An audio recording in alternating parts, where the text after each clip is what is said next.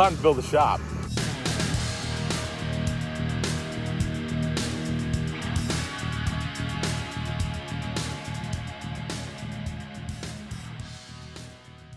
What's up, guys, and welcome back to In the Shop TV. We're not quite back in the shop yet, but as you can see, we have some movement. We're getting some grading done.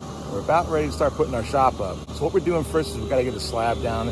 So they're cutting off the topsoil, and my land is kind of graded to the back. So what he's doing is my home side is going to be over there. He's stealing some dirt from the high side. I'm bringing it down to the low side of where the shop is. Now you got to clear all this topsoil off, because whenever you put concrete down, if you just pour on top of the grass without any substrate underneath it, you're going to have, degradation of the material. It's organic matter. It's going to decompose. You're going to have settling and cracking of the slab. So you've got to take that top layer off. And we're going to end up grading all this to make it level, form it out, and then put more aggregate in there to make a good base layer for our slab to sit on. Now it doesn't look like it on camera, but there's about a 4-foot difference in grade from the front corner of the shop all the way to the back side. And on the house site, we have about a 5.5-foot difference in grade all the way from that back right corner to the front left corner. So they're kind of saving me a little bit of money when the house build starts, and they're robbing some dirt from the front corner where we're built up and bringing it over here, so it's less fill that I have to pay to bring in to make the shop pad level.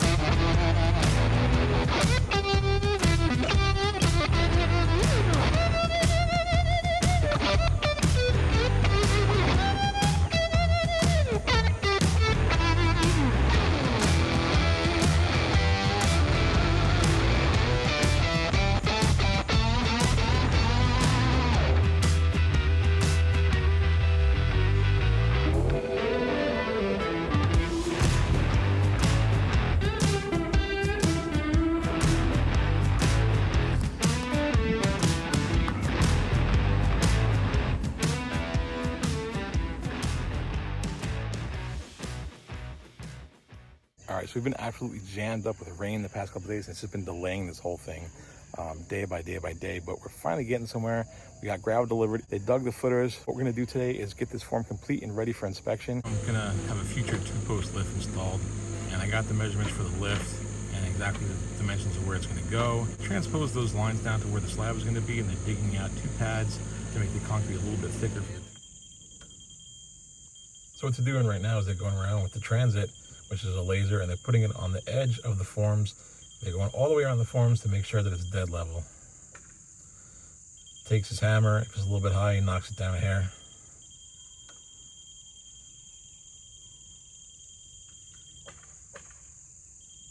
Right now we're gonna start spreading this gravel out.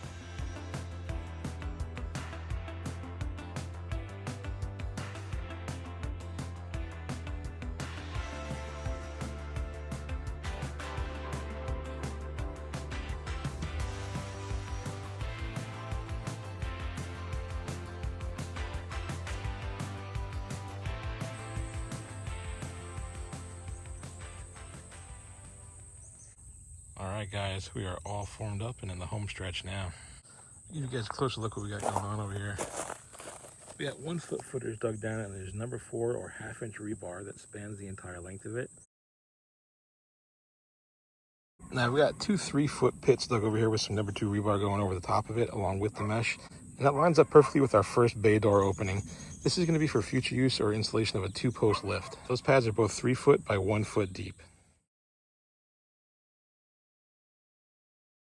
As you can see, we got some vapor barrier down with the mesh on top of it. He is going to stand the mesh up off of it tomorrow before we pour. But the vapor barrier is really key. You really got to have this, because a lot of times your concrete will just wick the moisture right up through the floor, and you'll see it pooling up on top, and you don't want that at all.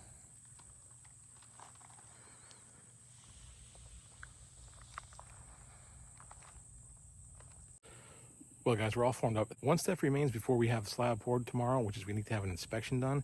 That's supposed to happen first thing in the morning. Supposedly, the guy that's coming is very particular. We'll see. I don't know. Never met him, but that's what I hear. So hopefully it passes. And the guy said if it passes it, give me a call. I'll come right over and we'll start pouring the concrete. So just as soon as tomorrow, we could have our slab poured, which is good news because I heard that they started building the building already.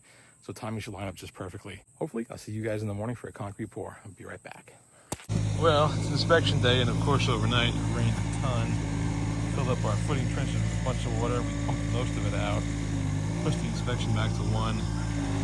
Bailing out the lift pads. We're cutting some trenches on the sides, get the rest of the water out. Always something. The rain has been fighting us every step of the way, every single day. We are so close to pouring this, and I just don't need this right now. But we'll keep working and we'll get it done.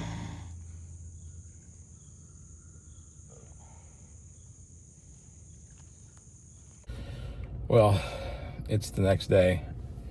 I didn't show you any of that day, but we failed inspection. The plans were kind of misinterpreted, but I think it's BS, personally. What I'll show you here on the screen is the picture of the plans. And if you notice where it says grade, they want 12 inches, or a 12-inch footer, basically, below grade. So forms, from the top of the forms all the way down to the bottom of the footer, was in fact 12 inches. Well, he wants the top of the form all the way down to grade, so that equals 12 inches. I understand what he's saying, and he agrees that it's ridiculous because these type of buildings don't have any weight. Somewhat of this footer is really not even necessary in the first place. You're really concerned about uplift with these buildings from wind and stuff like that, upward forces. Not really concerned about that downward weight from these buildings. They don't really have any weight. They're just like a tin can. Inspector agreed it was ridiculous. He's like, but I have to stick to the plan. So they made him pull all the rebar out. We had to peel back the mesh. We had to peel back the vapor barrier. Drove the machine in there, and he started excavating those trenches a little bit more, so that we now have a 16-inch deep footer. So it's 4 inches below grade, which equals 12. So you want to talk about overkill? I mean, I could build an entire steel plant on this slab, and it's going to be fine. This is way overkill for a metal building, but got to make the inspector happy. So I was like, look, tomorrow's the only day I have left to pour. We're going to get 4 more days of rain, so I just need to get this done. Can you come back later? And he said, no, I failed you. He goes, but tell you what, if you get this done today, take some pictures around the perimeter with a tape measure and show me that you got down to where you need to be. He goes, I'll pass it. So you guys can go ahead and pour your concrete in the morning. So I sent him pictures, and he said, go ahead and pour your concrete. We passed. So here we are today. Guys are out there working already. I just got here on site. They beat me. And they're just reinforcing the side of the forms, and we're going to pour some concrete today.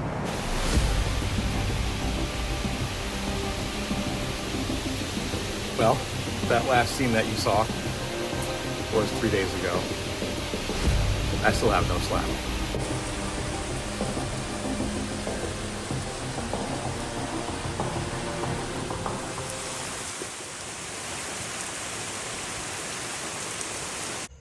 Well, it's now day 7. Yeah, rain sucks, but I see trucks pulling up, and today is the day we get some concrete.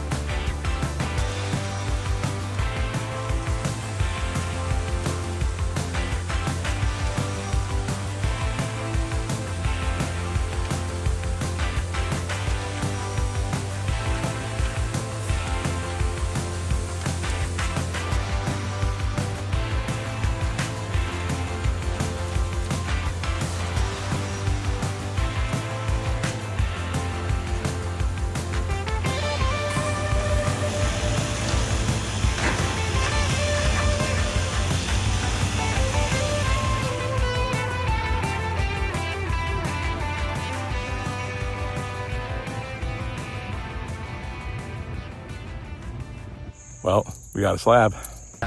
So right now they're grading around the slab, so I don't have a drainage issue. And as you can see, that's the low side of the property over there where that big mountain is. So it's going to kind of give me, a driveway or a landing pad to be able to get to the shop, start the grading process. And of course, when the house gets built, that'll kind of all level out a little more because there'll be a lot more grading that goes on.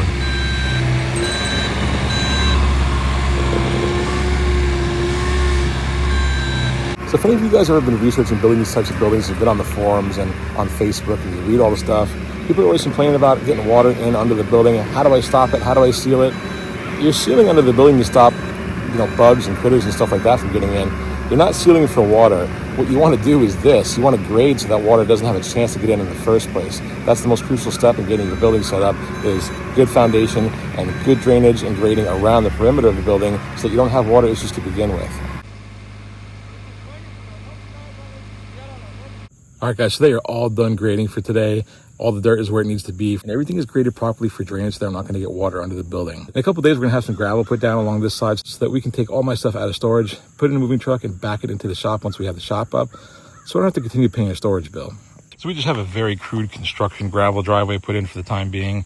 It ends with some dirt here, and then off to our shop slab. Then, as you guys can see, it dips down pretty substantially towards the back here. So we're going to have to bring in more fill.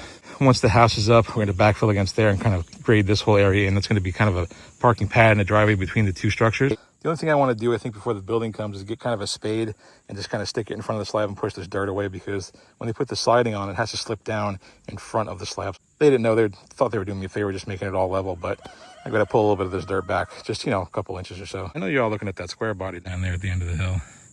That's top secret. You're not supposed to know about that yet. One very important thing to note, guys, when you pour concrete, it needs time to cure.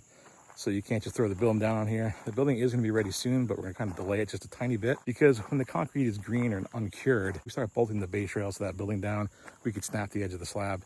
You don't want that. Concrete really takes 28 days to get a full cure on it. We probably don't have to go the full 28 days because we have 4,000 PSI, we have fiber reinforcement, we have mesh, we have rebar, we have 16-inch footers. So when it's all said and done, this is probably going to be closer to 5,500 PSI. So within 7 days, you reach 75% of full cure. So it's probably even good enough after 7 days for us to put the building on. But I want to wait just a little bit longer than that to make sure that we got a really good cure on it. Also, you guys hear me saying cure instead of dry. It's because concrete doesn't really dry. It dries after 2 hours when you put it in. And what it really does is it takes that water and it cures it through a process called hydration, and the concrete just gets stronger. So what we've been doing every night is we come out here about 7 o'clock once the sun is down, and we take a hose and we water the whole slab down. You always want to try and keep your concrete as damp as you can while it's in that curing phase. But if I came out here now in the middle of the day, which is getting kind of hot, as soon as I spray it, that water would just evaporate right off the top of that sun beating on it. So you always kind of want to do it at night when the sun goes down.